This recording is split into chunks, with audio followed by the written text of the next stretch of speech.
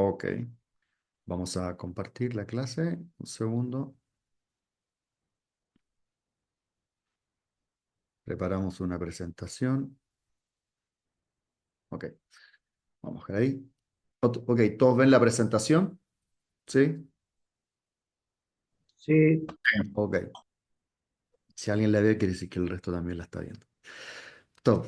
Bueno, tal como dice el título de la clase de hoy, es cuando la ciencia refuta a los sabios de la Torá. ¿A quiénes o a quién debemos seguir? ¿O seguimos lo que dice la Torá o los sabios de la Torá? ¿O nos basamos en las evidencias científicas? Ya, esa es una pregunta no que podría parecer simple. Uno podría decir, no, la Torá, literalmente la Torá. La Torá es divina. eh, Sería lo lógico concluir que la Torá es correcta. Pero siempre considerando que cuando hablamos de lo que está escrito en la Torá es literal. Pero ¿qué pasa cuando la Torá usa un lenguaje que no es literal? Es decir, cuando se nos ha dado la instrucción o se nos ha enseñado de que lo que nosotros estamos aprendiendo desde la Torá tenemos que tomarlo según el contexto, ¿ya? Entonces, lo primero que quiero aclarar es que la intención no es imponer una posición sobre la otra, ¿ya? No es decir, esto es más válido que esta otra opinión. Quizá alguien que es más fundamentalista podría decir, no, no, no, o sea, no, no hay cuestionamiento. De hecho, hay grupos en el cual ya el solo hecho de hablar de lo que estamos hablando en este momento ya es cuestionable, ¿ya? Dentro del mundo religioso. Ya solamente osar a pensar en que la ciencia pueda refutar los sabios, el solo pensarlo, el solo hacernos la pregunta, ya podría ser cuestionable para muchos sectores. Pero yo creo, igualmente como enseñó Maimónides, que la ciencia y la Torá no tienen por qué excluirse, sino que, sino que por el contrario, estas se deben complementar. Porque tal como dice Maimónides, en el, están en el Yesodei Torah, en la Mishneh Torah, el primer libro de la Mishneh Torah, en los primeros capítulos, principalmente capítulo uno, nos habla que si uno realmente quiere conocer a Dios, primero tiene que contemplar su creación, porque si queremos entender a Dios, lo que es la esencia de Dios, como es Dios, para nosotros es imposible. No tenemos las herramientas, no tenemos ninguna posibilidad de conocerlo a Él o saber lo que es Él en su esencia. Pero sí podemos, como dicen, saber del autor de una obra a través de su obra. Entonces, la creación de alguna manera es lo que nos permite a nosotros más o menos entender quién es Dios, qué es Dios, ¿ya? Entonces, Maimónides dice que uno no puede conocer a Dios si no es a través de su creación, porque de ahí, de esta contemplación de la creación, uno puede ver la realidad, ¿ya? Y no basado en enseñanzas dogmáticas o netamente supersticiosas, sino que en verdad uno puede ver la realidad. Si uno quiere mirar el sol, independiente de las leyes físicas, matemáticas que hayan con respecto al sol, yo salgo, miro el cielo y veo el sol, ¿ya? No necesito que me cuenten cuentos sobre lo que es el sol. Basta con que yo haga una buena observación. Y si ya quiero saber más en detalle lo que es el sol, bueno, estudiaré física, estudiaré matemática, estudiaré astronomía, las ciencias que me van a enseñar a saber lo que es el sol, ¿ya? Y lo mismo sucede con Dios. Por lo tanto, por ejemplo, en el libro la Guía de los Perplejos del Rambam, aquí se aclara que estudiar todo lo que tiene que ver con la metafísica, es decir, todos los temas que tienen que ver con lo sobrenatural, es necesario, en primer lugar, estudiar, por ejemplo, la lógica, las matemáticas, la física. Esto significa, cuando Maimónides dice, o sea, si tú quieres estudiar metafísica, ¿qué es lo que es la metafísica? Son los temas sobrenaturales, espirituales. Cuando hablamos de estudiar espiritualidad, cuando hablamos de estudiar el tema de la, por ejemplo, la Kabbalah o temas que tienen que ver no con lo material, no con lo físico, si uno quiere llegar a esos temas, en primer lugar, tiene que saber lógica, dice, tiene que saber física, tiene que saber matemáticas. ¿Por qué? Porque de alguna manera lo que nos está diciendo Maimónides es que nosotros primero tenemos que entender las reglas, las leyes con las que se rige este mundo, esta creación. Es la única manera de entender la creación. Y si entendemos la creación, entendemos o podemos acercarnos un poco al entendimiento de Dios, al entendimiento de lo divino. Porque nuevamente, nosotros hoy día la posibilidad que tenemos para acercarnos al Creador, a conocer a Dios en su esencia, es a través de lo que Él hizo, es decir, a través de la creación, a través del universo, a través de la persona. Entonces, en el judaísmo hay ciertas ocasiones que sí, en el judaísmo aceptamos la ciencia directamente, ¿ya? Siempre hay como esa tensión entre ciencia, Torá, que es más verídico, hay que creer. El Maimónides nos dice, no hay una tensión real, en verdad es más ficticia, porque en verdad la ciencia es parte de la Torá finalmente, el conocimiento humano es parte de lo divino también. El ser humano es creación divina, todo lo que haga el ser humano de alguna manera, hay una conciencia divina, el ser humano, la inteligencia, si creemos que el ser humano tiene una parte divina que es el alma, por supuesto, y todo el conocimiento es desarrollado a través de esa divinidad que cada uno de nosotros tiene y que está en la creación. Entonces, claramente, el conocimiento, la ciencia, lo que somos capaces de crear, tiene esa parte también, ¿ya? De divinidad. No tenemos que pensar que están opuestas una de la otra. Eh, Hay muchos pasajes en la Torá, en los textos talmúdicos y rabínicos en general, donde la información científica plantea ciertas cosas, ciertos postulados que han sido refutados en la actualidad. Por lo tanto, como judíos observantes de la Torá, judíos que observamos la Halajá, nos encontramos en una situación en la que decimos, bueno, ¿a quién seguimos? Nos guiamos por la ciencia, que con evidencias ha demostrado que ciertos textos, que ciertas creencias no eran correctas. Entonces ahí viene un punto en el cual cada uno de nosotros se encuentra con esta, con este conflicto, ¿ya? Ahora, vamos a ver que el conflicto no es tal dependiendo de cómo nosotros entendamos el estudio, el texto, dependiendo de cómo nosotros entendamos la Torá, el Talmud o los comentarios de los sabios, ¿ya? Mucho va a depender de eso. ¿Por qué? Porque la Torá escrita, la Torá oral, cuando hablamos del Tanaj, cuando hablamos de la Mishnah, el Talmud, no hay duda, y aquí no está en cuestionamiento de la pureza y de la divinidad de este libro. ¿Ya? La Torá es divina. La Torá escrita, la Torá oral. Pero hay algo que no hay o que hay que considerar. Es que no hay que confundir lo que es la Torá en su conjunto, Torá oral, Torá escrita, con el ejercicio de la enseñanza de la Torá, ni tampoco con aquellos que enseñan la Torá. Ya son tres, digamos que son tres temas diferentes, aunque algunos quieran unirlo y decir que es lo mismo. Es como poner en el mismo nivel lo que, por ejemplo, estoy diciendo yo ahora con lo que está escrito en un pasuk en el libro de Génesis. No es igual. O sea, lo que yo estoy diciendo ahora, o lo que yo pueda enseñar, o los conocimientos que yo pueda transmitir, no tienen por qué estar a un nivel como lo que está escrito directamente en la Torá.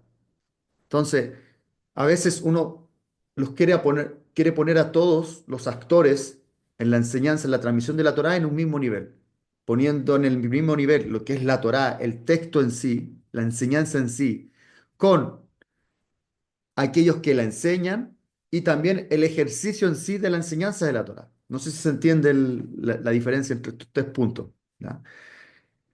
Cuando uno tiene claro las diferencias, que no es lo mismo el que enseña versus lo que se está enseñando y cómo se enseña, digamos que el conflicto ya deja de tener tanta importancia. El conflicto comienza a desaparecer. El problema es cuando metemos todo en una misma bolsa, los mezclamos y ahí decimos, no, todo esto es divino, todo esto es perfecto y es incuestionable. Y no, porque finalmente los que enseñan la Torá somos seres humanos, somos personas, cada uno con sus formaciones, con su historia, cada uno con sus sesgos, cada uno con sus limitaciones también. Entonces, a veces un mismo pasuk podemos entenderlo y transmitirlo de manera diferente, un pasuk de la Torá, una misma alajá, no por nada tenemos diferencias de alajá, entre sefaradim, ashkenazim, dentro de los sefaradim, dentro de los ashkenazim, dentro de los litaim, en la misma Mishnah hay diferencias de opinión, ¿ya? Algunos ejemplos de conflictos, ¿ya? Hay muchísimos más. Saqué o puse en esta presentación los, digamos que los más conocidos, ¿ya? Los más simples. Por ejemplo, sobre la edad del universo y la creación en 6 días. Eso es muy conocido, ¿cierto? Donde, por ejemplo, en Génesis, en Bereshit 1, cuando dice que Dios vio que todo había sido hecho y halló que era muy bueno. Y fue la tarde y la mañana del día sexto. Eso es el Bereshit 1:31. Después en el 2:2 dice, y el séptimo día terminó la hora que había comprendido. Es decir, terminó el trabajo y se acabó la creación. Aunque sabemos, los sabios dicen que Hashem sigue creando día a día, o sea que la creación como proceso en sí no ha parado. Y eso está un poco en relación también con lo que dice la ciencia hoy en día sobre el momento de la creación y que el universo se sigue expandiendo, por lo tanto, de alguna manera hay una fuerza creadora que mantiene que esto siga. ¿Ya? Ahora, el problema está que literalmente la Torá dice que son 6 días de creación. Y el séptimo día Dios descansa. Aunque, bueno, de acuerdo a los sabios, cuando hablamos de que el séptimo día Dios descansa, no es que Dios descansa, sino que es el día de la creación del Shabbat. ¿Ya? El Shabbat en sí es una creación por sí misma. Aquellos que cuidan Shabbat saben muy bien que Shabbat, lejos de ser un día de descanso, es un día muy agotador. Comida, tefilot, no es un día, a lo mejor uno no sale a trabajar laboralmente fuera de la casa, pero es un día bastante agotador, físicamente y mentalmente también. Bueno, el problema está en que si nos vamos a la literalidad de la Torá nos dice que son 6 días, 7 días. Pero la ciencia hoy en día ha demostrado, en base a mediciones, que el universo en general tiene desde el momento, desde el Big Bang, ¿cierto? Esta famosa explosión donde todo comienza, 13.800 millones de años. Esa es la edad del universo hoy día testeada. De todas maneras, con las nuevas observaciones, yo no sé si han escuchado hablar de un telescopio que se llama James Webb, que está en un telescopio que lo enviaron al espacio, está tomando mediciones, está captando en lo profundo del universo imágenes que no coinciden con lo que hoy día nosotros conocemos como el Big Bang y la edad del universo o el momento de ese Big Bang. Al parecer, el universo es mucho más viejo, o por lo menos las mediciones nuevas están dando, hay algunos que están diciendo que incluso puede llegar a los 26.000 millones de años. O sea, en verdad, esto de que el universo tiene 13.800 millones de años, todavía no es definitivo, ¿ya? No es definitivo, ¿por qué? Porque la ciencia avanza. Incluso la teoría del Big Bang también ha ido mutando. Hoy en día están apareciendo nuevas teorías, como por ejemplo hay una teoría del ciclo infinito de expansión y contracción, que el universo Se expande, se contrae, se expande y se contrae. Es como diciendo hay un Big Bang, un Big Crunch. Es de alguna manera, en ciertos textos de la Torá, como que se da a entender eso. De hecho, Maimónides, cuando habla de la época mesiánica, de los 6.000 años y después vienen los 1.000 años del Mesías, dice que de alguna manera después el mundo termina y vuelve a comenzar. Como diciendo, el universo se crea, se destruye, se crea y se destruye. Por eso cuando se miden hoy día ciertas frecuencias, se mira hacia lo profundo del espacio, se ven imágenes en colores, porque de acuerdo a la frecuencia de los colores, como más o menos se va determinando la distancia y la antigüedad. Eh, entonces, se están viendo, captando señales que son más antiguas. Entonces se dice, bueno, a lo mejor puede ser por eso, porque cuando hay una expansión, una contracción, expansión, contracción, van quedando remanentes de las expansiones anteriores, entonces a lo mejor eso es lo que se está captando. Entonces, esa es una teoría, pero insisto, es teoría. Hay otra que se llama la teoría del rebote cuántico, ¿ya? Que reemplaza un poco lo que es la creación ex nihilo, la creación de la nada, que es la que nosotros entendemos de la Torá. También, por ejemplo, está la teoría de los multiversos, ¿ya? Por ejemplo, que nuestro universo es solo una burbuja dentro de un multiverso mayor y así. O sea, muchos universos, ¿ya? Paralelos. Entonces, como vemos, la ciencia en este punto tampoco está no es una voz única que dice, no, no, el Big Bang y estamos los 13.800 millones de años. La ciencia en sí en esto sigue avanzando, sigue evolucionando y quizás lo que hoy día tenemos como teoría, de hecho, hace 200 años no era, no existía, y quizás en 100 años más o quizás en menos, tampoco ya va a ser, va a ir cambiando, se van a ir demostrando. La ciencia tiene que ser flexible. El problema es que pasa con la Torá, cuando la Torá nos dice que literalmente son 6 7 días. Entonces, cuando vemos que la Torá nos dice eso, tenemos varias posiciones rabínicas. Tenemos aquellos que sostienen, como Maimónides, que los días de la creación no son literales, por lo tanto no tenemos que creer que son 6 días o 7 días, literalmente. Y de ahí podemos encontrar diferentes opiniones, que en verdad un día son como 1.000 años, otros pueden ser 6.000 años, y hay otros que hacen un conteo, que incluso hay ciertos rabinos cabalistas que llegaron a un conteo que se acerca a los 13.800 millones de años, pero tenemos posiciones rabínicas que sostienen que no son literales los 6 días, pero también tenemos otras opiniones, ¿ya? Dentro del mundo religioso jaredí, que se apegan a lo literal de la Torá, que dice que el mundo fue creado en 6 días. Y el séptimo día Dios descansó o creó el Shabbat, ¿ya? Entonces tenemos esas dos opciones. Más adelante vamos a ver más detalle de eso. La segunda es el geocentrismo versus el heliocentrismo. Es si el universo, la Tierra es el centro del universo o la Tierra es un planeta más que gira. Y en este caso, en nuestro sistema solar, donde está el Sol y el resto de las esferas giran alrededor del Sol. Hoy día no hay duda, de acuerdo a todas las mediciones, fotografías, cálculos, la astronomía funciona de acuerdo a este principio de que no es la Tierra el centro del universo, sino que es, o en este caso en este sistema solar, el Sol es el centro y nosotros como planetas giramos, somos una esfera, como cualquier otro planeta que gira alrededor del Sol. ¿Qué pasa? Que, por ejemplo, en el Talmud, en la Gemara Pesajim 94, los sabios enseñaron que era el Sol el que viajaba alrededor de la Tierra. Y habla, dice, y el Sol viaja en cuatro caminos, o cuatro veces, o en cuatro formas, en los meses de Nisan, Iyar, Sivan y Tamuz. ¿Ya?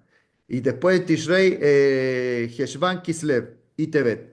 Y va marcando las estaciones del año, las épocas del año. ¿Ya? Entonces, en Pesajim, si ustedes lo leen literalmente, página 94b, para aquellos que quieran buscarlo, Pesajim 94b, van a ver cómo los sabios enseñan literalmente de que es el sol el que giraba alrededor de la Tierra. También Rashi en alguna parte también lo trae y vemos como muchos poskim aceptaron esa visión. Estamos hablando de Rashi y algunos Rishonim, estamos hablando de rabinos de la época media, de la Edad Media, pero la Gemara es mucho anterior. Entonces, digamos que este concepto se pasó de muchas generaciones en el judaísmo, pero que iba de acuerdo a las observaciones de las personas. O sea, lo lógico, en verdad, lo que relatan los sabios de la Torá es lo que cualquiera de nosotros habría entendido de cómo funciona el universo. Nosotros miramos al cielo y vemos cómo el sol pasa, cómo la luna pasa, cómo las estrellas. Entonces nosotros asumimos que todo está girando alrededor nuestro. Esa observación es la más válida.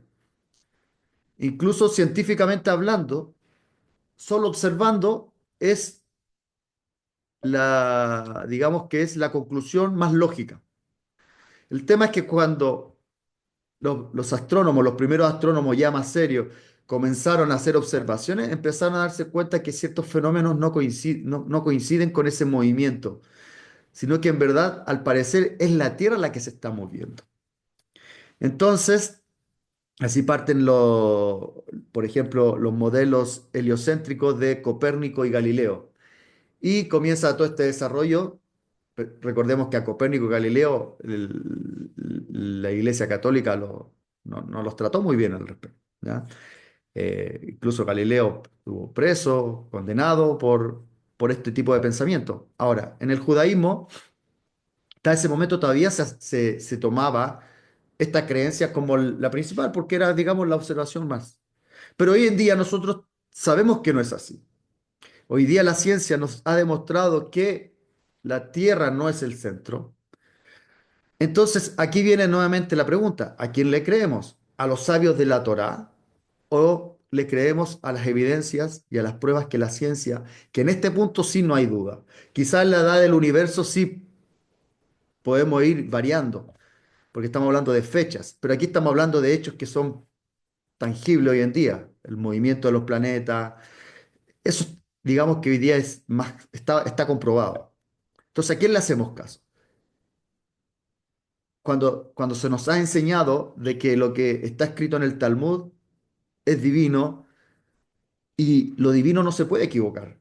Si Dios escribe algo o Dios ordenó que se escribiera algo o inspiró algo, tiene que ser correcto, ¿ya? O por lo menos así es como se ha entendido siempre de que tiene que ser correcto. Entonces, también, nuevamente, tenemos dos visiones al respecto. Y la Kavaná, la intención de los sabios de la Torá o del Talmud, nunca fue enseñar ciencia. Salían temas en base a ciertas alajot y bueno, se ponían ahí. Pero no es que estamos hablando de que un libro de ciencia. Uno no estudia ciencia desde la Torá o de la Gemara, aunque hay opiniones, insisto, y es el otro lado, de que sí sienten que desde el Talmud uno puede aprender ciencia. ¿Ya? Entonces hay ciertas posturas de que todo lo que está escrito en el Talmud es literal, pero el Talmud no tiene cómo funciona eso. Recordemos, la Torá es instrucción. El propósito del estudio de la Torá es estudiar mitzvot. Y las mitzvot son para que el ser humano se perfeccione, sea una persona virtuosa, con buenas mitzvot. Ese es el objetivo de la Torá. Todo lo demás es un complemento. Entonces, aquí es donde tenemos las dos visiones que se oponen. Por un lado tenemos las visiones que dicen que no, que todo, incluso aquellos eventos o enseñanzas que son científicas, son literales y son divinas, y tenemos otra visión que dice que no. La Torah es instrucción, mitzvot, y ciertos aspectos que tienen que ver, por ejemplo, con la ciencia, no hay que considerarlas de manera literal, y si se refutan en el futuro, hay que seguir las evidencias de aquellos que las refutan con evidencia, en este caso la ciencia. Por ejemplo, está el tema de la edad de la humanidad. Voy a ir un poco más rápido porque todavía me queda mucho y no quiero alargar mucho la clase. Pero, por ejemplo, la humanidad. Nosotros decimos que estamos en 5785, aunque en los sabios hay una discusión si realmente es literal estos años o es una fecha que se impuso en algún momento, pero de todas maneras, la antropología y la genética demuestra que por lo menos el ser humano ha existido por lo menos 300.000 años, ¿ya? Entonces aquí, bueno, volvemos a Adán, Javá, ¿fue literal? En verdad, el nacimiento de Adán y Javá comienza a los 5.785 años, o el momento en que Adán y Javá descubren de que están en el Gan Eden y que son personas, es netamente algo, no es literal, sino que es una metáfora, es para querer transmitir que en ese momento el ser humano como ser solamente entró en un estado de conciencia. De hecho, hay un comentario del Radak, ¿ya? Sobre el Bereshit, sobre Génesis, que habla sobre este tema. Y él dice que una visión que es total, que dice que no es literal. Toda esa parte de la Torá no es literal, sino que es solamente una alegoría, es para explicar, pero en verdad el ser humano no es que fue creado en ese momento Adán y Jabá, sino que en ese momento solamente el ser humano despertó de alguna manera, como que tuvo conciencia del ser, ¿ya? Eh, Por ejemplo, hay otro tema interesante como la espontaneidad de la vida y el Talmud. ¿Por qué? Porque el Talmud está escrito en la página, en Maseje Shabbat, página 107b, que, por ejemplo, los piojos, los kinim, los piojos no se procrean, que nacen por el sudor. De manera espontánea, los piojos nacen. Entonces, en el Talmud, los sabios del Talmud creían eso. Por lo tanto, si uno mataba un piojo en Shabbat, entonces no está cometiendo ninguna melaja, porque no está matando una briá, un ser vivo. Está matando algo que no nació, fue creado así espontáneamente. Y hoy día sabemos, el primero, Louis Pasteur, fue el primero en decir, no, no, toda vida viene de otra vida. La vida no nace de manera espontánea. Cada vida viene de otra vida. ¿Ya? Tiene que haber un inicio para esa vida. No es espontáneo. ¿Ya? Pero ahí nuevamente, dentro del judaísmo tenemos varias posiciones. ¿Ya? Primero, las posturas no maimonidistas. ¿Por qué por qué lo puse o lo planteo de esta manera? Porque en verdad uno de los primeros grandes sabios en el cual nosotros podemos aprender y tenemos mayor literatura de una visión no literalista de los textos de la Torá es Maimónides. Y tenemos aquellos que van por la vereda opuesta a Maimónides. Entonces los vamos a dividir entre opiniones que no son tipo Maimónides y las de Maimónides, ¿ya? Porque Maimónides de alguna manera nos da una visión basada en una interpretación seria y yo creo, en mi punto de vista, lo más apegado a la realidad. ¿Ya? Entonces vamos a compararlo, vamos a hacer esta comparación. Primero, las posturas, con respecto a las posturas no maimonidistas, tal como se aclaró al comienzo, aquí no está en cuestionamiento la divinidad de la Torá. Lo que buscamos principalmente es centrarnos en un punto específico. Cuando la ciencia refuta lo que está escrito, por ejemplo, en el Talmud o en el Midrash, ¿a quién debemos seguir? El creer que todo lo que los sabios han escrito tiene un origen divino y por tanto es incuestionable, eso para mí, por lo menos, presenta una dificultad. ¿Ya? ¿Por qué? Porque recordemos que la Torá tiene como principal función, nuevamente, enseñar mitzvot, guiar a la persona a ser un ser humano virtuoso, una persona con midot. Por lo tanto, el atribuirle de manera arbitraria una categoría divina a cualquier escrito por un rabino, por ejemplo, si yo escribiera algo, o lo que escribió Maimónides, yo no creo que Maimónides, él cuando escribió su Mishneh Torah o su Morea Nebuchim, lo pensó como algo divino, aunque hoy día hay muchos grupos que piensan que todo lo de Maimónides era divino, pero si Maimónides estuviera en esta época, yo creo que él cuestionaría esa visión, ¿ya? Entonces, es un poco complicado. ¿Por qué? Suena un poco pretencioso decir que todo lo que un rabino puede escribir es divino. Y también uno queda expuesto, porque cuando uno escribe algo y lo asegura, lo asevera, sobre todo cuando uno escribe de una manera categórica, entonces queda expuesto a futuros desmentidos. La ciencia avanza, sobre todo cuando nos enfocamos en ciencia. Cuando hablamos de Midot, cuando hablamos de Talmud, cuando hablamos ¿cómo se llama? De todo lo que tiene que ver con las enseñanzas de la Torá, eso no está en cuestionamiento. Eso no es el punto acá. El punto está cuando, cuando los textos o los sabios comienzan a meterse en temas que tienen que ver con ciencias, que sabemos que eso va a ir evolucionando y van a ir habiendo descubrimientos y se va a descubrir que la cosa no es así. ¿Ya? Ese es el problema, cuando uno entra en esas definiciones categóricas y, y de alguna manera se casa con una opinión. Maimónides no. Vamos a ver cómo Maimónides no fue dogmático en esto. Incluso vamos a ver con el tema de la creación cómo él plantea el tema.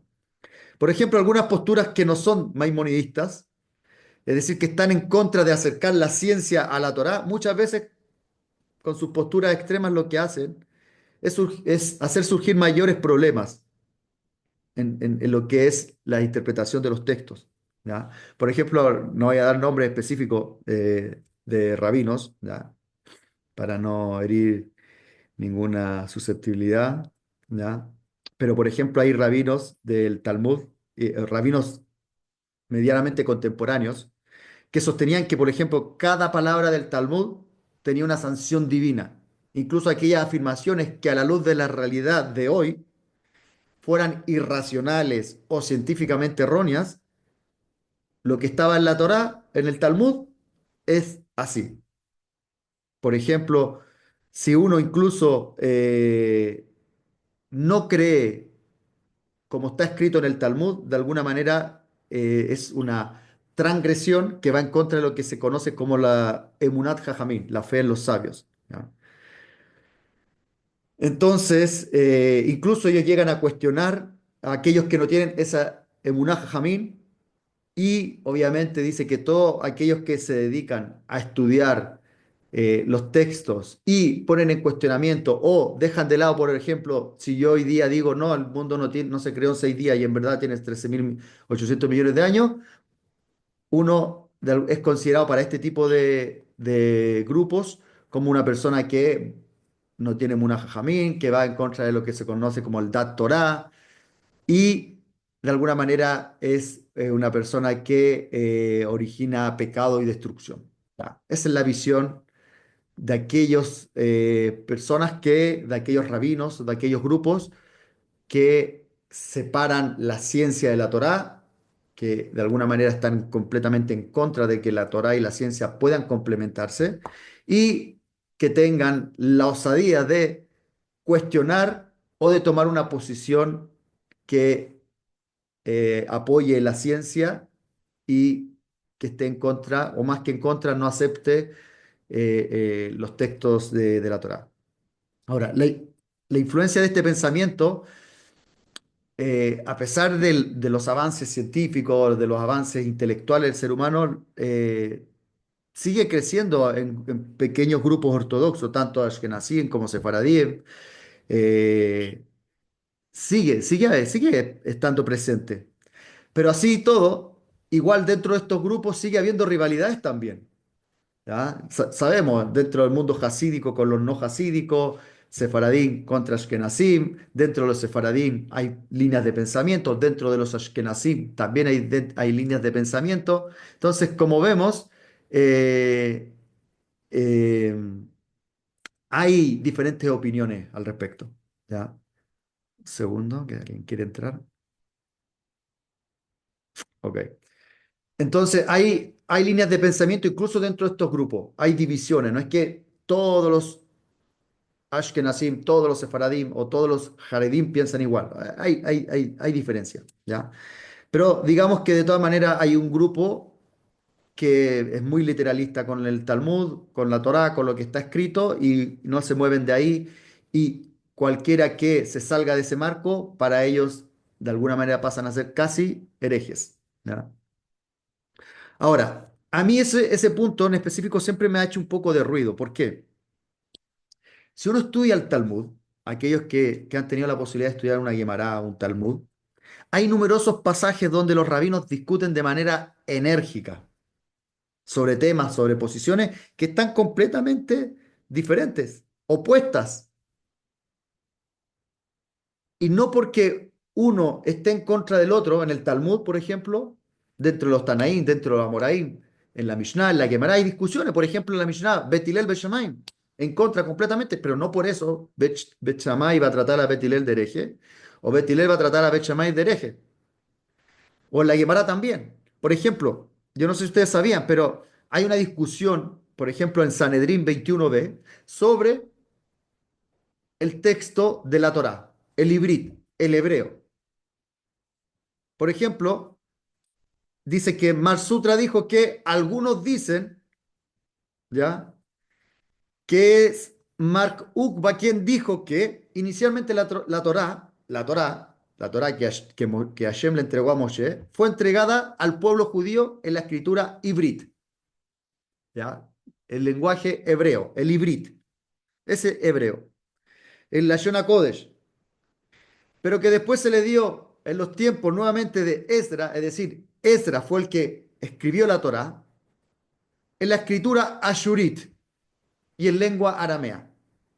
Y que después, posteriormente, el pueblo judío fue el que eligió la escritura ashurit por sobre el hibrit. ¿Ya? En otras palabras, nosotros, el hebreo que hoy día nosotros tenemos de los Sefer Torah, es el ashurit, ¿ya? Escrito por Ezra, no específicamente el hibrit que el mismo Moshe Rabenu recibió de Hashem.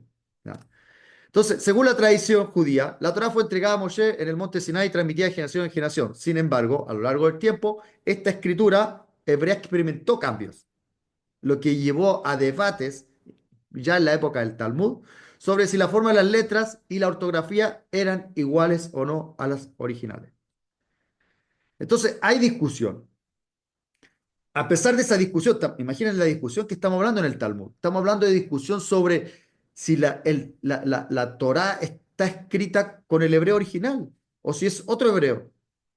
Pero no por eso los rabinos que sostenían una u otra opinión se descalificaban los unos a los otros. No, eso no pasa.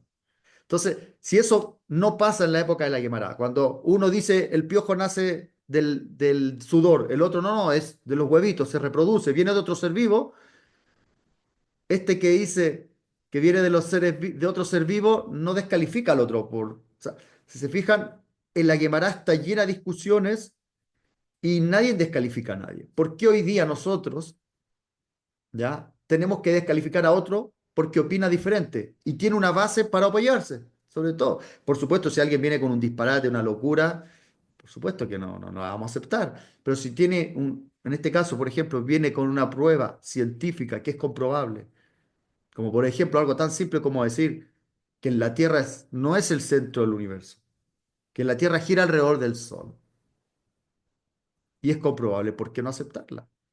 Y hay rabinos que creen. Hay lugares en la Torá que dice que la Tierra es plana, o que tiene una forma de cúpula. También eso está en la Torá, o en este caso en el Talmud, más que en la Torá. A veces, disculpen, hablo de la Torá en general, pero a veces me estoy refiriendo al Talmud, porque es principalmente donde están la mayoría de los conflictos. ¿Ya? Entonces, la pregunta que yo hago, ¿por qué hoy, cuando el conocimiento ha avanzado a pasos tan agigantados, cada día en la ciencia, la evidencia científica, nuestra propia inteligencia, nuestra propia capacidad de pensar, de razonar, ha ido avanzando? ¿Por qué aquellos grupos que sostienen de una manera literal, cuando aparece alguien que opina diferente a lo establecido, a lo existente, se le trata de hereje? Si las generaciones del Talmud, que fueron más grandes que las actuales, aceptaron las diferencias de opiniones, entonces, ¿por qué hoy, quien opina un poco diferente, tiene que ser descalificado o anulado? Hay muchos casos de autores que han escrito libros y que después vienen otros rabinos jaredí y dan cartas en contra de estos libros y rechazando. ¿Por qué? Bueno, una respuesta puede ser porque a lo mejor en la época del Talmud, como los judíos eran más sabios, menos influenciables por el entorno, a lo mejor no tenían el temor de escuchar, por ejemplo, a los griegos, a los filósofos griegos, escuchar a otras culturas, a otros pueblos, a los romanos en su época, escuchar, sacar lo bueno de ellos y tomar lo bueno, aprender, incluso llegar hasta en el Talmud. Hay muchas cosas que están en el Talmud que fueron tomados de los griegos. Es una realidad. ¿Ya? El mismo Talmud dice de las cosas buenas que se aprende de los griegos, de los romanos, de los babilónicos. O sea, hay cosas que se aprenden de los no judíos. Eso está escrito en el Talmud. ¿Ya? Entonces, claro, como eran personas sabias, eran menos influenciables por las costumbres paganas de ellos, pero sí sacaban el conocimiento que sí podía servir. Ahora, pero si eso fuera así, yo también me pregunto, esto no es una conclusión, pero digo, pero si esto fuera así, entonces no habrían adoptado costumbres de otros pueblos. ¿Y qué decir de la idolatría? Lamentablemente el pueblo judío sí ha adoptado costumbres paganas. ¿Ya? Hoy día estamos llenos de costumbres paganas, amuletos, supersticiones, eh, eh, segulot, todo eso es copia, todo eso es copia. Desde la época del Talmud ya hay copia de ese tipo de cosas. ¿Ya? Pero bueno, no vamos a entrar, ese no es el punto de esta clase, pero ya podemos hacer una clase específicamente, hablar de justamente de las supersticiones y amuletos y todo ese tema. Pero a lo que voy es que el pueblo judío, de alguna manera, sí se ha visto influenciado por las naciones, por los goyim. ¿Ya? Y en el Talmud no hubo, en la época del Talmud, donde digamos están los sabios más grandes, no hubo un complejo si había que aprender algo de otros. No era. Entonces, ahora, eso que se aprendía, ¿era divino? Ahora, ¿qué dice Maimones? En la guía de los perplejos, en la guía de los perplejos, Moreana y Bujín, parte 2, por ejemplo, los capítulos 13, 14, 25, aborda la cuestión de la creación del universo y la postura de Aristóteles sobre la eternidad. Aunque Maimónides, escuchen lo que les voy a decir, este punto es, de hecho, es uno de los puntos principales de la fe judía.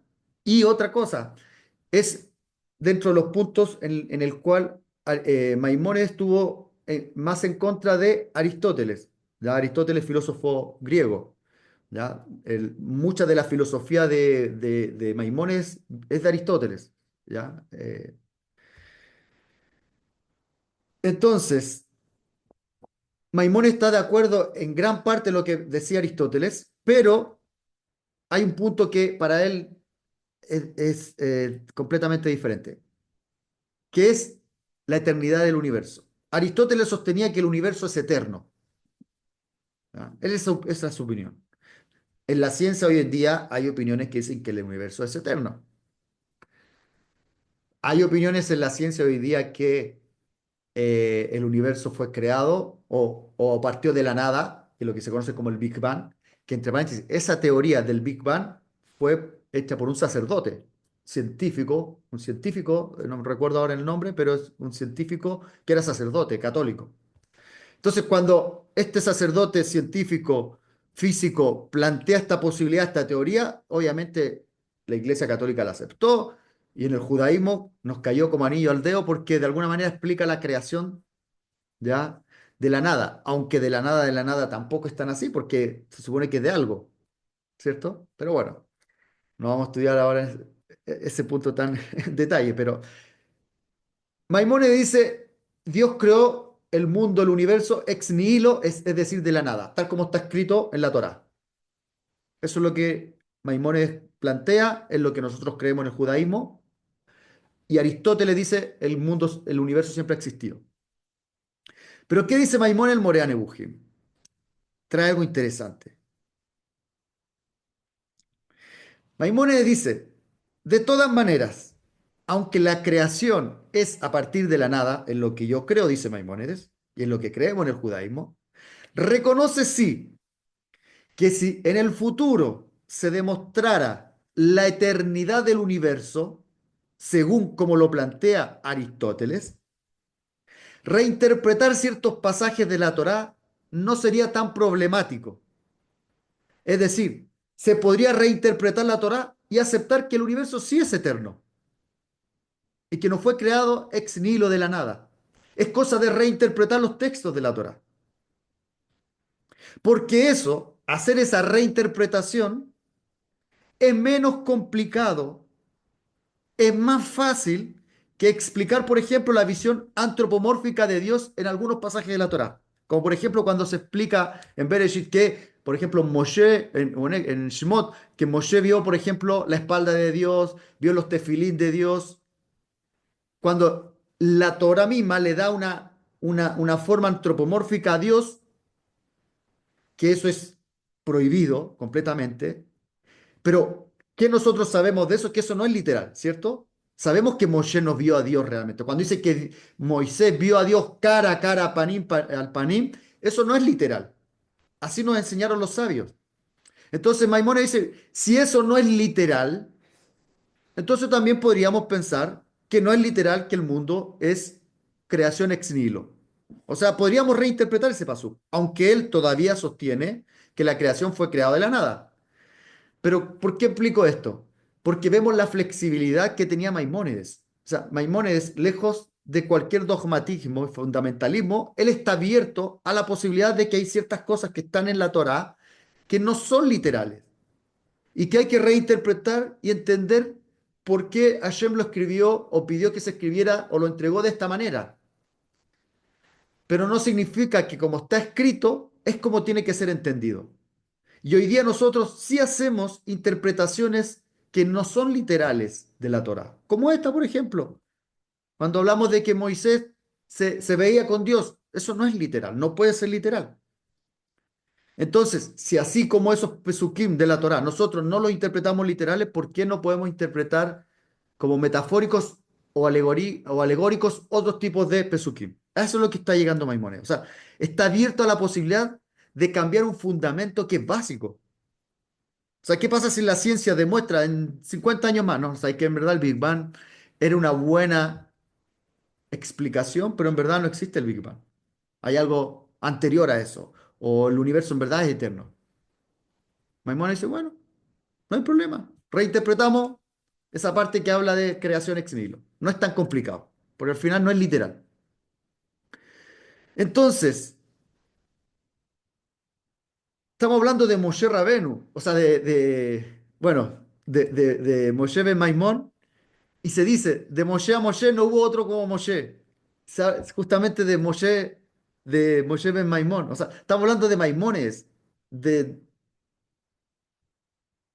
Tenemos tres Moshe, los más grandes. Moshe Rabenu, Maimones y el Ramá, Moshe Isserles. O sea, estamos hablando de los grandes. Entonces, si uno cree, por ejemplo, en lo que dice Maimónides, ¿acaso no tiene emuná jajamín? Cuando viene alguien y dice, no, no, pero ¿cómo tú estás cuestionando lo que dice, por ejemplo, el Hasonish? Que el Hasonish decía, la Tierra es el centro del universo. ¿Cómo vas a rechazar a Hasonish? Y yo digo, ¿y por qué no voy a aceptar a Maimónides? Estamos hablando de el Rambam. No estoy hablando de mí, no es Naftali. ¿Ya? No soy yo. Es Maimónides. Maimónides es el que sostiene. ¿Acaso eso no es también emuná jajamim? Pero también emuná en la sabiduría de Maimónides. Porque yo estoy seguro que si hoy día estuviera Maimónides, él rechazaría aquellas posturas que sostienen que todos los libros de Maimónides son divinos y fueron revelación divina. No, porque Maimónides habla de filosofía, él habla de ciencia, él habla del pensamiento, cosa que también es divino de alguna manera. ¿Ya? No hay que confundir eso. Maimónides valoraba el uso de la razón, la filosofía, la libre indagación intelectual, mientras que tenemos otras posiciones que están en contra de este pensamiento crítico, ¿ya? Y exigen obediencia absoluta en los textos. El Rambam rechazaba todo lo que son los enfoques fundamentalistas, rechazaba eh, todo lo que significa centrarse y alejarse y abstraerse de la realidad. Maimónides era médico, fue líder comunitario, filósofo. O sea, estamos hablando de alguien que participaba en la comunidad, no se centraba o no se sentaba en un lugar ahí toda su vida y no se movía de ahí. No, es alguien que era activo en la comunidad. No era solamente una mente brillante que estaba ahí como dicen, en su oficina ahí o en su silla ahí en el cole sentado sin moverse, ¿no? Es alguien que fue un aporte para toda la comunidad. Ciencia y conocimiento de Dios. Para Maimón el acercamiento a Dios solo es posible a través, como dijimos, del estudio de la creación, no de forma intuitiva o directa, ¿ya? Porque no hay otra manera de comprender lo que es Dios, sino mediante lo que Él creó, ¿ya? ¿Por qué? Porque el análisis del mundo revela que solo Dios puede dar sentido al orden cósmico. Y este descubrimiento no surge de una experiencia mística, sino que de un enfoque científico. O sea, no es místico esto. Es cosa de ver la realidad. Y observar la realidad ya uno hace ciencia. El solo mirar al cielo y mirar cómo el universo, cómo las estrellas, cómo la naturaleza, cómo los animales, eso ya es hacer ciencia. Por ello, Maimónides insistía que era esencial dominar las ciencias antes de abordar temas metafísicos, antes de abordar temas que son más allá de lo físico, lo espiritual, uno tiene que abordar ciertas ciencias, ¿ya? Eh, por ejemplo, Maimónides tiene un tratado que se llama el Tratado de Aigaión, que es la lógica, ¿ya? Para Maimónides era muy importante la lógica. Cuando hablamos de lógica, hablamos de, por ejemplo, cuando yo tengo ciertas premisas, ciertas información con la cual yo después quiero obtener una conclusión lógica, un resultado, un postulado que tenga sentido. Ya él hizo un tratado de lógica, así como lo hizo Aristóteles, que es el padre de la lógica, Aristóteles. Maimónides también escribió y está por ahí por internet, que lo quiera, se lo puedo enviar, yo lo tengo, de lógica, ¿ya? De hecho, aquí quise más o menos para que se entienda así muy rápidamente. La lógica nos explica y nos da la posibilidad de entender cuando una conclusión, usted escucha muchas cosas por internet, lee el libro, pero sin darse cuenta muchas veces uno está leyendo cosas que en verdad no tienen lógica. Cuando dice no es lógico, significa que no hay conexión. Por ejemplo, cuando dice las peras con las manzanas, no son lo mismo, no se pueden juntar, a menos que la pera yo la compare con algo, que ese algo se compare con la manzana. Y ahí sí podemos decir que las peras y las manzanas tienen algo en común. Por ejemplo, si digo que las peras son iguales a la naranja y las naranjas son iguales a las manzanas, entonces ahí, en base a esa comparación, yo puedo decir que las peras y las manzanas son iguales. Pero si digo que las peras y las naranjas son diferentes y las naranjas son diferentes a las manzanas, entonces ahí podría decir quizás las manzanas y las peras son diferentes. Por ejemplo, dos premisas. Todo israelita es persona, todo judío es israelita. Por lo tanto, yo puedo sacar la conclusión de que todo judío es persona. ¿Por qué? Porque hay un término medio que es el israelita. El israelita es persona y el judío es israelita, por lo tanto, el judío es persona. Si se fijan, ese es un razonamiento lógico, ¿ya? De repente uno escucha cosas en textos rabínicos, en textos de Kabbalah, en textos hoy día de rabinos escuchar, y empiezan a hablar, a comparar cosas, y cuando llegan a la conclusión dicen, pero esto no tiene lógica, está comparando, como nuevamente, peras con manzanas, pero la está comparando directamente, y tú no puedes comparar peras con manzanas de manera directa porque claramente no tienen nada que ver. Claro, podríamos decir, sí, son frutas, ok, ya, ok. Pero a menos que tú digas, las peras son frutas, las manzanas son frutas, entonces peras y manzanas son frutas. Ahí sí, ya, ok. Lo pongo ahí nomás como para que lo tengan en consideración, ya. Más o menos ese tipo de estudios son necesarios para incluso estudiar metafísica, para estudiar temas que tienen que ver con lo espiritual. La interpretación literal. Para Maimónides, ¿ya? Por ejemplo, en la introducción al Pérez Gele, Maimónides criticó quienes defendían la interpretación literal de todos los textos rabínicos sin considerar su naturaleza simbólica y alegórica. Para él, todos estos literalistas no solo tergiversaban el propósito de la Torá, sino que también oscurecían su verdadera luz. Por ejemplo, su hijo Abraham, el hijo Abraham hijo Maimónides, Abraham ben Maimón, ben Moshe, compartía esta visión y advertía sobre, por ejemplo, los peligros de interpretar de manera simplista los pasajes midráshicos y agádicos. ya que esto podía llevar a una confusión y la distorsión de la emuná, de la fe.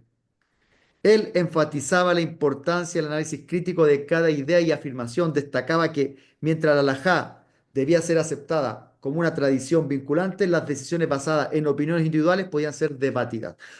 Nuevamente, una cosa es lo que dice la Torá con respecto a la halajá, con respecto a las misbot, a las leyes, eso no es cuestionable, eso es divino. Nadie cuestiona eso. El problema está cuando opiniones personales dentro del Talmud, por ejemplo, dentro de textos rabínicos, son, son interpretaciones personales, son decisiones personales. Eso es lo que sí puede ser debatido. ¿Ya? Eso es lo que se debate. Y sobre todo cuando hablamos de ciencia. Para Maimónides, la educación religiosa exige un enfoque equilibrado entre la reverencia a las escrituras, a la Torá, y también el compromiso por la razón. Esto implica respetar las autoridades de los textos sagrados, los jajamín, pero al mismo tiempo interpretarlos de manera racional y crítica, no dogmática y supersticiosa. El Rambam defendía la necesidad de fundamentar la religión en la razón, buscando siempre eliminar elementos supersticiosos y fundamentalistas del judaísmo. Por ejemplo, ahí entramos al tema de Génesis 25:20, cuando Rashi sugiere que Rivka tenía 3 años al casarse con Isaac. Y esto fue basado en cálculos midráshicos. O sea, porque la Torá en sí no dice que Rivka tenía 3 años. ¿Por qué los jajamín postularon de que Rivka tenía 3 años? Por los midrashim. Y Rashi también hizo caso a estos midrashim y dijo, Rivka tenía 3 años al momento de casarse con Isaac. Entonces, eso es lo que critica Maimónides y su hijo Abraham. Uno no puede tomar los midrashim, las agadot, como una fuente para postular algo. Sobre todo en este caso, por ejemplo, cuando estamos hablando de decir que un hombre de 37 años se casa con una niña de 3 años. Después hay otros Midrashim que han tratado de arreglar un poco otras explicaciones, no, que en verdad 3 años porque del momento en que como que entró en conciencia, de alguna manera se convirtió al judaísmo, entre comillas, porque no había conversión en esa época, pero fueron 3 años, por eso se consideran 3 años, pero en verdad tenía 13, 14 años. Ya, por ahí hay otra explicación. ¿Ya? Aquí puse 3 opiniones de 3 rabinos con respecto a esta interpretación literal. Por ejemplo, el rabino Zvi Hirsch Hayes dice que ciertos pasajes del Talmud no podían tomarse literalmente, ya que podrían llevar a concepciones erróneas sobre Dios e incluso a la blasfemia. El rabino Shimshon Rafael Hirsch enseña que las enseñanzas agádicas no tenían origen sinaítico, no eran de la Torá, las agadot, y que discrepar de ellas no era considerado una herejía, dado que los propios sabios solían diferir o discutir sobre estos agadot, sobre estos midrashim. Por lo tanto, si ustedes basan una opinión en un midrash y después viene alguien y opina diferente, no tiene por qué haber una descalificación de esa otra persona. El rabino Haim David Alevi dice que los rabinos del Midrash a menudo ofrecían interpretaciones contradictorias, lo que demostraba que no intentaban establecer hechos históricos, sino que transmitir un mensaje.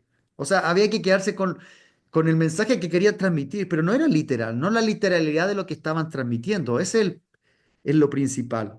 ¿Ya? Los sabios sostenían, ¿ya? Los sabios talmúdicos creían que los cuerpos celestes emitían sonidos, sonidos fuertes, poderosos. Sin embargo, Aristóteles, él rechazó esta idea y finalmente se terminó por prevalecer esta opinión. Ahora, a diferencia de algunos sectores del judaísmo contemporáneo, los rabinos del Talmud estaban dispuestos a aceptar, por ejemplo, las correcciones a su idea.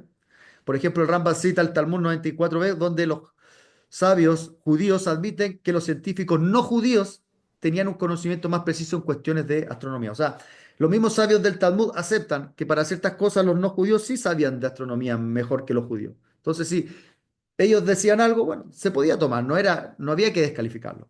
¿Ya? Hoy día, en verdad, nosotros, la ciencia que ha demostrado que no es que hayan sonidos, son frecuencias, en verdad. Todos emiten frecuencias.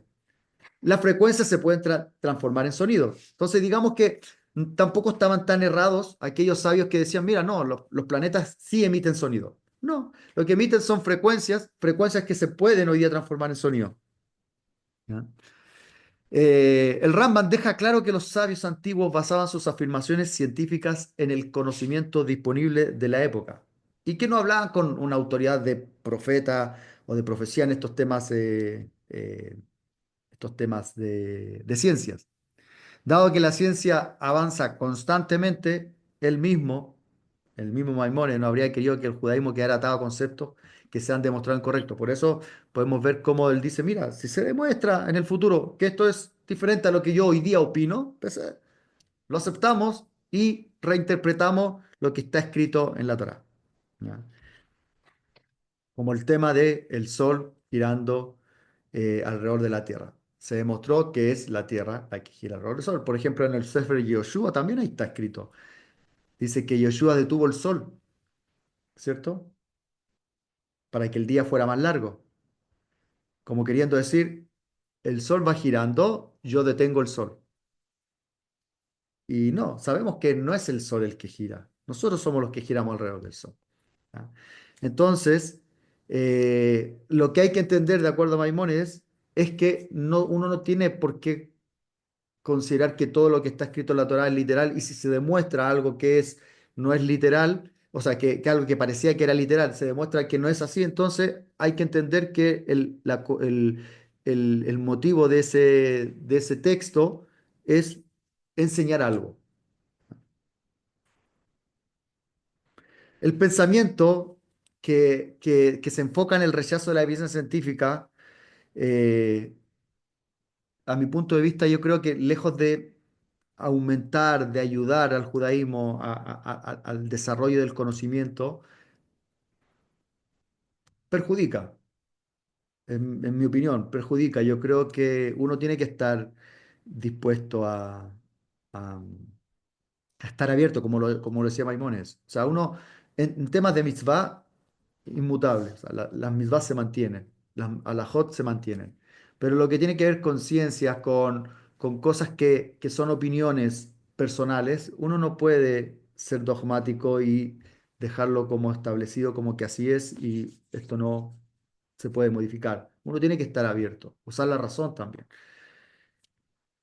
En conclusión, para ir terminando,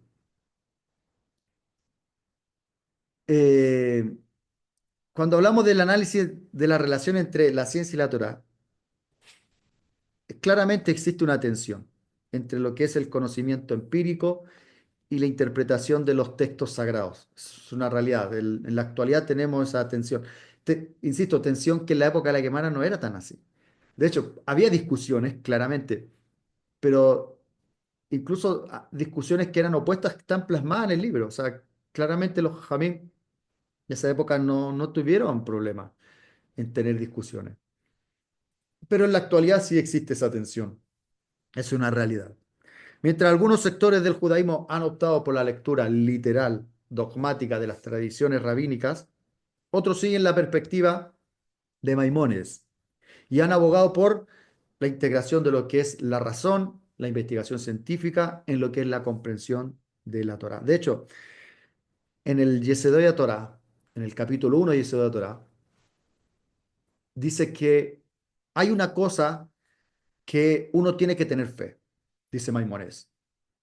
¿Y en qué hay que tener fe? De que Dios existe. Pero hay algo que dice Maimónides, que dice que hay algo que no basta la fe y que hay que descubrirlo. Habla de, usa la palabra joker, de investigador. ¿Ah? Uno tiene que investigar, descubrir, estudiar de que Hashem es Ejad. O sea, el que Dios sea uno, no basta la fe. Uno tiene que estudiarlo, investigarlo, aprenderlo, descubrirlo. Dios existe y eso es fe. ¿Por qué? Porque a Dios no lo podemos demostrar. No tenemos ninguna opción de demostrar a Dios, ni matemáticamente, físicamente. No se puede demostrar. Esos que dicen, estos que descalifican la creencia en Dios, porque, no, que la ciencia no lo ha demostrado. No, y no lo va a demostrar nunca. La ciencia nunca va a poder demostrar a Dios, porque si la ciencia demostrara a Dios, entonces Dios no sería Dios. sería algo más dentro de la creación, sería, y no puede ser. Entonces, la ciencia nunca va a demostrar a Dios. Y Maimónides estaba claro en eso. Lo que sí podemos demostrar es que Hashem es Ejad, a través de la lógica. Podemos demostrar que Dios es uno. Porque si Dios es Dios, tiene que ser perfecto. Y no hay nada perfecto que tenga su doble o su triple. Lo perfecto es perfecto y tiene que ser uno, porque si yo ese perfecto lo divido en dos, ya deja de ser perfecto, pasan a ser dos cosas que se necesitan complementar para ser perfecto. Entonces, por lógica, Dios es uno solo, no pueden ser dos, ni tres, ni cuatro, ni 10, es uno. Pero para eso hay que estudiar la lógica. Entonces, lo que dice Maimónides es, uno tiene que investigar. Para conocer a Dios hay que estudiar. ¿Ya? La postura de Maimónides enfatiza la necesidad de estudiar las ciencias antes de abordar la metafísica. ¿Por qué? Porque ofrece una vía para armonizar el conocimiento racional con la tradición religiosa. Maimónides sostenía que la verdad no puede estar en contradicción consigo misma. Y dado que Dios es el creador tanto de la naturaleza como la Torá, no puede existir un conflicto real entre ambas. Si Dios creó el universo, creó el mundo, nos creó a nosotros, creó la Torá las creó antes de crear el universo. Pero Dios creó todo. ¿Cómo van a estar en conflicto? ¿Cómo pueden estar en conflicto dos creaciones de Dios? ¿O acaso Dios creó una mejor que otra? ¿O creó una buena y una no buena? ¿O una que contamina a la otra? Sin embargo, esta visión racionalista ha sido desafiada por corrientes que consideran que cualquier cuestionamiento a la interpretación tradicional es una amenaza a la fe. A lo largo del tiempo, la ciencia, como ya vimos, ha refutado numerosas afirmaciones contenidas en textos rabínicos, lo que ha llevado a debates sobre la validez y la autoridad de dichas enseñanzas. Mientras que algunos rabinos han reconocido la necesidad de reinterpretar ciertos pasajes, otros han insistido en mantener posturas inflexibles, lo que genera fricciones dentro del mismo judaísmo, sobre todo judaísmo más contemporáneo. En última instancia, el desafío radica en encontrar un equilibrio entre la fidelidad a la tradición y la apertura a nuevos conocimientos. La historia, en lo que es el pensamiento judío, muestra que el debate y la reinterpretación han sido siempre parte fundamental de su desarrollo. Así como los sabios del Talmud discutían con libertad, el judaísmo actual debería fomentar un enfoque crítico y reflexivo que permita avanzar en el entendimiento de la Torá sin temor a la ciencia. Finalmente, sobre la pregunta inicial, ¿qué motivó esta clase? ¿Qué opinión debemos seguir? Cuando la ciencia en estos casos refuta a los sabios del judaísmo, la respuesta va a depender de cada uno de ustedes y qué entienden por las enseñanzas de la Torá y los textos rabínicos. En lo personal, ¿ya? No es mi intención imponer ninguna visión, ninguna conclusión. Pero en lo personal, en mi opinión, en este punto, y como en la mayoría de los temas del judaísmo, mi opinión, por supuesto, yo creo que ya se dieron cuenta que va como Maimónides.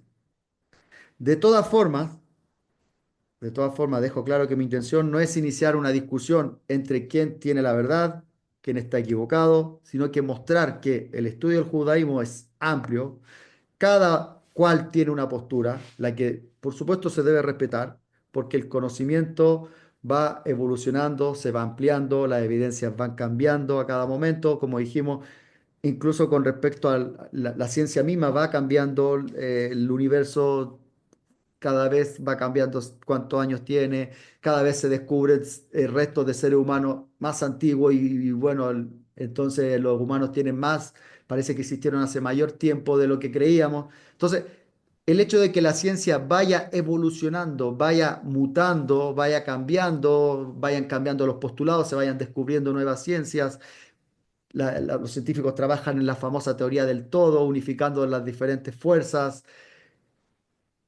la historia se sigue escribiendo, por lo tanto, uno no puede tener en mi punto de vista, y Maimónides lo refleja muy bien, cuando dice uno no puede tener una visión en la cual diga esto es así y aquí no me muevo y esto no va a evolucionar. O sea, uno tiene que estar dispuesto, abierto a entender de que van a haber avances, ¿ya? Y esos avances eventualmente podrían cambiar ciertas cosas que están en los textos sagrados y eventualmente van a poner en jaque esos textos. Entonces, si yo tengo una postura de que esos textos son interpretables, no son literales, entonces no va a haber problema, voy a poder, y seguramente tiene que ser así.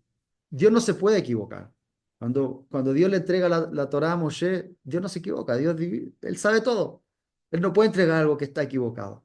La única manera de entender por qué en el Tanaj habla de 6 días, 7 días, es porque nos quiere enseñar algo.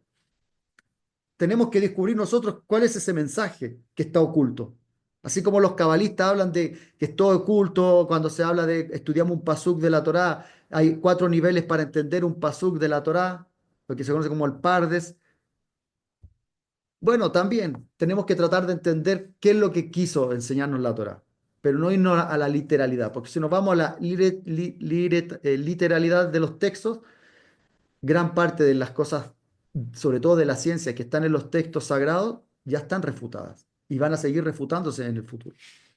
Por lo tanto, como conclusión, solo que lo que haría es aconsejarlos a cada uno de ustedes que independiente de lo que piensen o lo que opinen, lo hagan a través de la virtud, como escribí ahí, la sensatez, la razón, cualidades que son parte de la inteligencia que Dios mismo nos dio a cada uno de nosotros. O sea, independiente de lo que ustedes opinen, independiente de la postura que ustedes tengan, de la formación que ustedes tengan, lo hagan a través de la razón, la lógica, ¿ya? A través de las virtudes que Dios nos dio. Si Dios nos dio inteligencia, nos dio capacidad de análisis, pensamiento, usarlo. Cuando vean algo que parece irracional, no porque lo haya dicho alguien que para ustedes eh, representa una figura prácticamente sagrada, inmaculada, no necesariamente porque lo haya dicho tal o tal persona, significa que está en lo correcto. Si va algo que va en contra de la razón, si parece algo que parece irracional, no porque lo haya dicho yo, lo haya dicho un gran jajam, hay que creerlo. Es así. Ahora, si eso que dice o eso que digo yo tiene lógica, parece que sí, bueno, puede ser aceptado hasta que no se demuestre lo contrario. Bueno, eso es. Vamos a dejar unos minutos para preguntas, respuestas. Dejo la hoja donde están las referencias. Eh, Preguntas, consultas. Vamos a dejar unos minutos. Si alguien quiere comentar algo, voy a desconectar los micrófonos. Un segundo.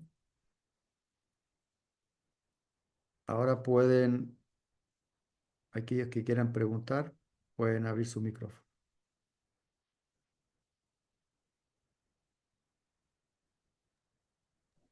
Eh, Shalom, Ravi. Shalom. Te hablo desde Colombia. Sí. Muy interesante el tema. Y pues dentro de dentro de el contexto de la presentación, pues se habla de tiene que ver algo con la filosofía, ¿no? Entonces, siempre el hombre, eh, para llegar, no para llegar a conflictos, sino más que todo, pues porque siempre el ser humano siempre ha vivido en el pensamiento de la duda, en la Ujú, duda, y eso es lo que hace filosofar a una persona. ujú, Entonces, por ejemplo, pues yo diría que por eso es que las personas dicen, dudan muchas veces de todo, ¿no? Dicen esto, se preguntan, no, más que duda, se preguntan, o nos preguntamos a diario de ciertas cosas, ¿no? Y como usted decía al principio del tema, que pues que uno de las principales preguntas era de cuándo, que de los 6 días, que cómo era, porque hay muchas personas me hacen a mí esas preguntas también. Pero y yo tenía esa respuesta de que pues no, literalmente no significa que un día era un día, pues simplemente, o sea, cronológicamente, cronología es el tiempo, ¿no? Cronológicamente Ujú. es algo que no tiene o sea, no es una dimensión de 24 horas, sino puede ser un día de la luz que puede ser muy amplio. Claro. O No, sea, no es es literal, algo más literal, sí. claro. Pero bueno, es la postura más, digamos, de Maimónides y de este grupo de pensamiento, porque, insisto, hay pensamientos que son literales, o sea, es una realidad. Hoy ya tenemos dos visiones dentro de lo que es la interpretación de la Torá, y hay visiones que son completamente opuestas a lo que tú dices, y que se Ujú, van a la literalidad del texto y de ahí tú no lo sacas. Y claro, filosofía, Maimónides era un filósofo, sus textos son filosóficos.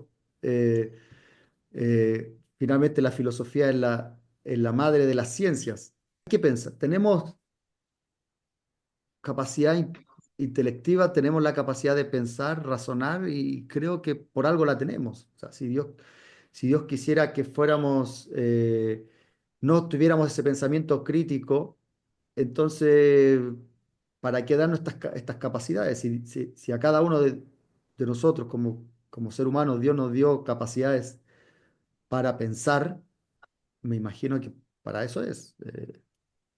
Sí, ujú. Meir.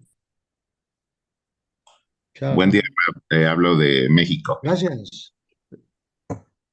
Buenos días, ¿Cómo Meir. abordar el tema dentro del mundo sefaradí, Mm, el asunto hasídico? ¿En qué sentido? Por ejemplo, ¿cabe la posibilidad de la existencia en el mundo sefaradí de la Hasidut? O sea, digo, tomando en cuenta que, por ejemplo, cuando surge el hasidismo como tal, fue parte de las problemáticas, Ujú, esto que ahorita se abordó, sí, el que ahora sí que por parte de los Litaim, pues sí. apoyaban mucho lo que era la parte del estudio. Y la parte ahora sí que se estaba promoviendo en la Hasidut era más como asuntos digámoslo, como del corazón, como más, un poco más como que la espiritualidad. Entonces, ¿cabría la posibilidad dentro del mundo sefaradí la inclusión de la Hasidut o cómo se vería eso?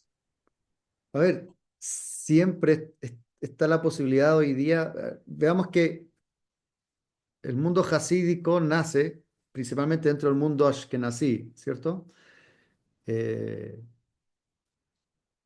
Tú dices, "Oye, el mundo ashkenazí promovía la intelectualidad, pero eso duró un tiempo, porque hoy día el mundo, por ejemplo, ashkenazí litaí, es justamente los que más promueven la literalidad de los textos. Ellos son los que están más en contra de la ciencia.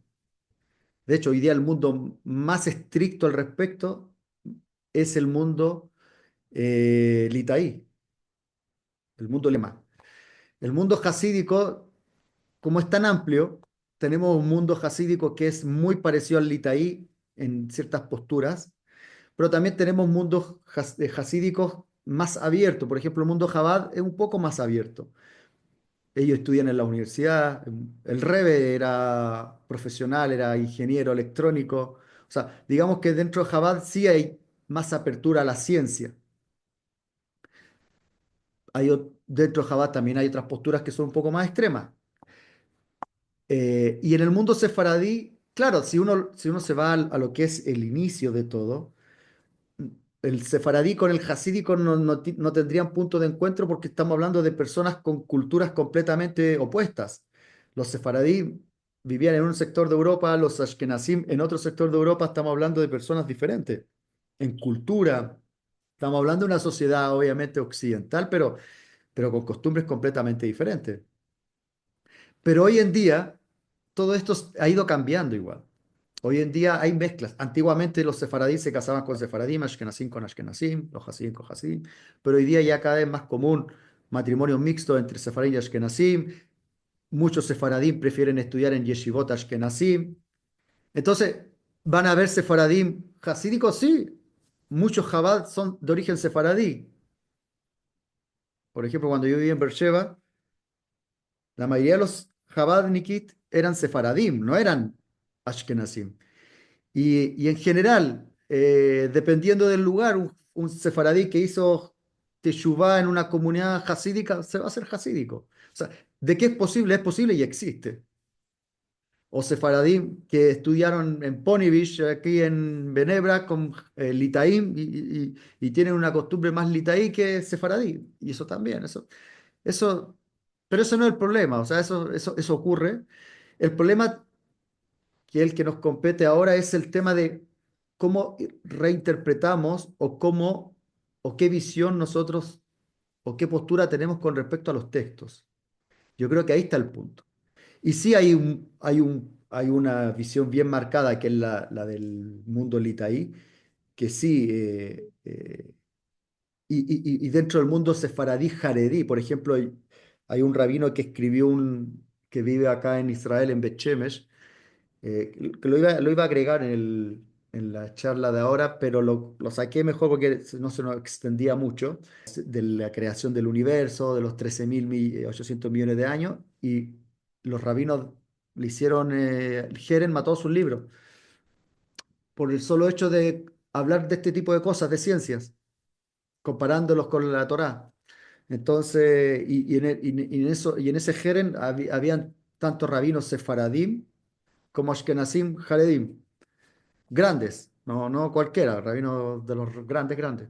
Entonces, digamos que hay una postura hoy en día que es más del estilo jaredí, que está en contra de esta postura más de Maimónides. Por eso yo lo dividí en dos grupos, el grupo que piensa como Maimónides y el no maimonidiano, o sea, o maimonidista. ¿Ya? Eh, y dentro del mundo religioso también hay gente pro Maimónides y va más como Maimónides. Sí, Milton.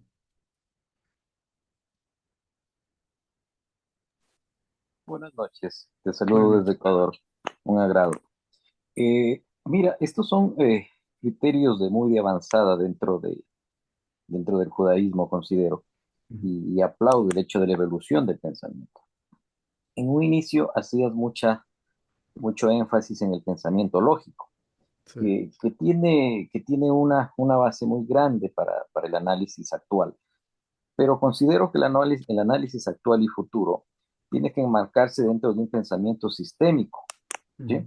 Dentro de un pensamiento que tenga la posibilidad o la facultad de conectar un sinnúmero de variables, lo cual también se lo denomina un pensamiento holístico, ¿no? Desde el término holístico generalizado. Entonces, eso creo que rompe el estereotipo y nos permite avanzar y entender la relación que puede existir dentro de la ciencia y la parte dogmática, ¿no? Ese, Ujú. ese es mi criterio. Y felicitaciones por topar este tema tan importante. Sí. Sí, bueno, dentro del judaísmo ortodoxo, digamos que hay también aquellos que están con con esta posición o con esta opinión de que el estudio tiene que ser complementario, el estudio de la ciencia, el estudio de la lógica, el estudio de la filosofía, tiene que ser complementario, no tiene por qué ser o ir en contra del respeto de los sagrados o de la Torá, o que vaya en contra de la emuná en los sabios, la emuná jajamim. O sea, hay una estructura. Dios nos dio un sentido lógico, nos dio una estructura mental que hay que utilizarla para el estudio y no leer y creer a pie junto por creer. O sea, insisto nuevamente, si Dios nos dio herramientas, hay que utilizarlas. Nos dio el pensamiento, hay que utilizarlo. Así como aquel que le dio habilidades para la música, bueno, es porque seguro que Dios quiere que esa persona sea músico. Y si éste tiene habilidades para el arte, bueno, hará arte. No tiene por qué ser negativo o malo. Eh, pero sí, tenemos pensamientos de que el yudí solamente se tiene que dedicar a estudiar Torá 24/7 y no puede hacer nada más. Y hoy día tenemos todo un problema social en Israel, división, porque hay ciertos grupos que están en contra del ejército, ciertos grupos que están en contra del estudio. O sea, lamentablemente tenemos esta... ¿Por qué? Por la interpretación de los textos. Unos están dispuestos a complementar y otros están dispuestos o solamente quieren dogmatizar el estudio y no salir de ahí. Aquellos que quieran salir de la clase pueden salir. Yo sé que es tarde en algunos países. Eh, Podemos seguir si alguien más tiene alguna pregunta y si no, podemos parar. Así que lo dejo abierto. Aquellos que quieran retirarse pueden hacerlo por horario. Y si alguien quiere preguntar, puedo dar unos minutos más para preguntar. Sí, Shaul, ¿cómo estás? Rabino, buen día para usted y buenas noches a todos los asistentes. Una pregunta que me parece importante ya que usted ha tocado un punto clave allí al final Sí. y es que en esta última intervención, y es que uno nota, se hace un análisis así rápido, a grosso modo sociológicamente, cada vez más se está abriendo una brecha entre, digamos, el sector no religioso en Israel, que está avanzando mucho científicamente, y otro sector y lastimosamente muchas personas del ámbito religioso, no todos por supuesto, pero no lo están.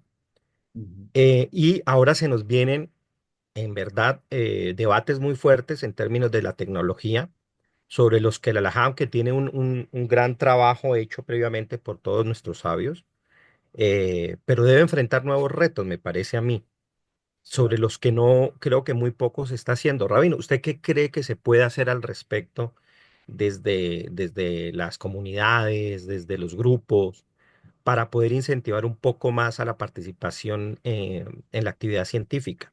Que no solo debe ser, o sea, por supuesto, nosotros como abanderados del judaísmo y amantes de la sabiduría tenemos que ir primeros en ello, pero también en general en todo el mundo, incluso a nivel de, del mundo no judío, el retroceso ha sido grande. O sea, hay mucha gente que todavía piensa en el terraplanismo, las antivacunas, en general una cantidad de cosas que nos han llevado a un atraso tremendo. Bueno, esa es básicamente como la pregunta. Sí, bueno, a nivel de lo que nos compete a nosotros como judíos, lo primero es no tener temor. Insisto, en Israel los grupos están bien marcados. Ojo que en Estados Unidos, si bien se puede dar un poco este fenómeno, pero no es tan marcado. ¿Por qué? Porque en Estados Unidos hay grupos judíos ortodoxos que sí van a la universidad y estudian, y está la Yeshiva University, por ejemplo. Pero acá en Israel o es blanco o es negro, no existen matices. Entonces, acá lo que más yo creo que lo que uno más tiene que esforzarse en no tener temor, en decir lo que se piensa, por supuesto, siempre bajo el alero de la Torá, o sea, no salirnos de este marco, pero, por ejemplo, en este tema de la ciencia, de motivar el estudio, del conocimiento, no tener primero que nada temor, porque seguro que van a haber detractores, o sea, seguro que esta clase, una vez que esté publicada en YouTube y alguien que tiene una posición diferente la va a criticar, por supuesto. Eh, porque, porque, insisto, hay ciertos grupos que es que ni siquiera están dispuestos a escuchar, es que ni siquiera están dispuestos a debatir sobre el tema. Entonces, uno, desde la vereda de uno sí, lo primero es no tener el temor de transmitir lo que uno cree. En este caso, en mi caso personal, si se fijan, basándome y principalmente en Maimónides, más que opiniones personales, opinando como Maimónides, porque yo creo que en este caso Maimónides fue muy certero, o sea, fue muy... y da la posibilidad de que esto se siga expandiendo, como que él puso la semilla y en base a esa semilla o a esa base uno puede empezar a construir y tenemos la posibilidad de avanzar. Entonces yo creo que es muy bueno siempre cuando uno quiere difundir, quiere justificar el por qué eh, estoy de acuerdo en que alguien estudie en la universidad en vez de que esté solamente estudiando en el Kollel o en la yeshiva. Por lo menos tengo un justificativo. Maimónides era médico, era filósofo, científico.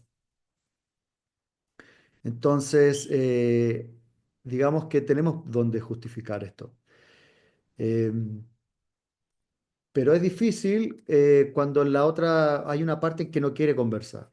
Entonces, yo creo que más que tratar de convencer a aquellos que no quieren, uno tiene que difundir en base a la verdad, siempre apoyándose en alguien. En este caso, como judíos podemos apoyarnos en Maimónides o en otros judíos. Si se fijan, el rabino Hirsch también fue un rabino importante, Ashkenazí, importante, a favor. Entonces, hay rabinos importantes, han habido rabinos importantes en la historia que están de acuerdo con este estudio más amplio del conocimiento. Hacia el final, nuevamente, todo viene de Dios. El conocimiento es de Dios, nuestra inteligencia, nuestra sabiduría, y si la tenemos, por algo es. No fuimos creados para ser robots. Eh, Incluso los robots en el futuro van a pensar. Eh, Así que, bueno, no sé si alguien quiere preguntar algo más o comentar algo. No, pues en mi caso solamente agradecerle y, y pues ahora sí que también aplaudirle su valor a hablar estos temas. Y como usted bien lo dijo, en cuanto este video suba, claro está que las reacciones se van a hacer notar, pero creo que a veces hace falta, pues ahora sí que alguien que se anime tanto a hablar y en nuestro caso escuchar. Entonces, por mi parte, pues ahora sí que le agradezco todo esto que se habló y el tiempo que dedicó para la preparación y para la impartición. Gracias. Y bueno, sí, mira, al final es como dice Maimón, hay que complementar. La Torá, la ciencia se complementan. Una nos sirve para ayudar. Las matemáticas, por ejemplo. Sin matemáticas, ¿cómo podemos entender la naturaleza? Y si no entendemos la naturaleza, difícilmente vamos a entender a Dios o nos vamos a acercar a Dios. Es el camino. Si nos queremos acercar a Dios, el camino es entender su creación. Y para entender su creación, la creación hay que entenderla en sus términos concretos, prácticos. Y la ciencia, tampoco hay que caer en el dogmatismo de la ciencia, ojo, porque dentro de la ciencia también hay movimientos dogmáticos de la ciencia que es que si no está demostrado científicamente, entonces no existe. Y no es así tampoco. Hay cosas que la ciencia no puede demostrar, que quizás más adelante lo haga, pero hoy día no. Pero eso no significa que no exista o no sea una realidad. Como por ejemplo, la ciencia nunca va a demostrar a Dios. Y Dios existe. Y hay que tener fe en eso. Así lo dice Maimónides. Entonces, tampoco hay que caer en el dogmatismo de la ciencia y que todo tiene que ser ciencia. ¿Ya? Hay científicos que caen en eso también. Sí, aquí va. Ahí, ok.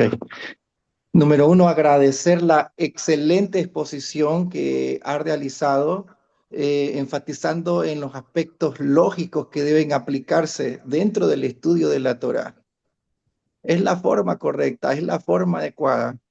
Realmente Torah y ciencia no pueden tener en lo absoluto ninguna contradicción. Lo que van a existir son niveles de conocimiento de Torah propios para cada generación.